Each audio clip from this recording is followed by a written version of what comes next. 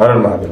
Unfair સિસ્ટમનું એક politically exam જો તો એ આપણી એજ્યુકેશન સિસ્ટમ છે, ઇન્ડિયન એજ્યુકેશન સિસ્ટમ છે. એનાથી બેટર કોઈ એક્ઝામ્પલ જ નથી બની શકે એવું. એક એવી સિસ્ટમ જેની અંદર ખાલી રિઝર્વેશન સરનેમના આધારે આપવામાં આવે છે, બીજું કોઈ મતભેદ નહીં, ખાલી સરનેમના આધારે આપવામાં આવે છે. એક એક્ઝામ્પલથી વાત કરીએ, તમે નામ સાંભળશે, અત્યારે આઈએસ ઓફિસર છે, એના ફાધર બીએસએનએલમાં જનરલ મેનેજર છે, એના મધર, મતલબ કે વાત કરીએ એનું આખું ફેમિલી, એના નાના નાની, દાદા દાદી, પ્લસમાં એના પોતાના સિસ્ટર, મધર, ફાધર બધા જ ક્લાસ 1 ઓફિસર છે. તો શું એને ખરેખર રિઝર્વેશનની જરૂર છે?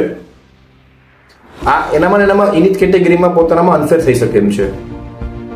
મારું એક્ઝામ્પલ તમને આપી શકું છું. હું થોડાક ટાઈમ પહેલા ગવર્મેન્ટ એક્ઝામ પ્રિપેરેશન કરતો હતો, થોડા માર્ક માટે રહી ગયો હતો અને હજી મારાથી ઘણા માર્ક પાછળ હતો, એ અંદર હતો. એમાં તો કંઈ કરી શકવાનો નથી.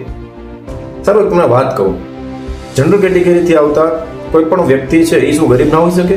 બ્રાહ્મણ છે, વાણિયા છે, પટેલ છે, એ બધા અપર ક્લાસમાં જ છે. એ બધા શું મિડલ ક્લાસ છે જ નહીં કોઈ? શું એના છોકરાઓ ભણવા માટે અસમર્થ નથી? એના વસ્તુની જરૂર ના પડે? જો ફેર સિસ્ટમ જોતી હોય ને તો ઇન્ડિયન એજ્યુકેશન સિસ્ટમમાં રિઝર્વેશનનું હટાવવું જોઈએ અથવા થોડોક ચેન્જીસ લાવવો જોઈએ. હા, વાત કડવી છે, ઘણા નહીં ગમે, પણ ખરેખર તમે જનરલ કેટેગરીની જગ્યાએ આવીને તમે વિચારો આ કેટલી ફેર સિસ્ટમ છે, કેટલી હદે સારું કહી શકાય. જે પણ કેટેગરીમાંથી આવતો હોય, તમને લાગતું હોય કે ખરેખર તમારી સાથે પણ ફેર સિસ્ટમ છે અને ખરેખર ફેર સિસ્ટમ આવી જોઈએ, તો આ પેજ ઉપર તમે કમેન્ટ કરો. તમને શું લાગે છે, રિઝર્વેશન હટવું જોઈએ કે ચેન્જીસ લાવવા જોઈએ કે નહીં? હર હર મહાદેવ.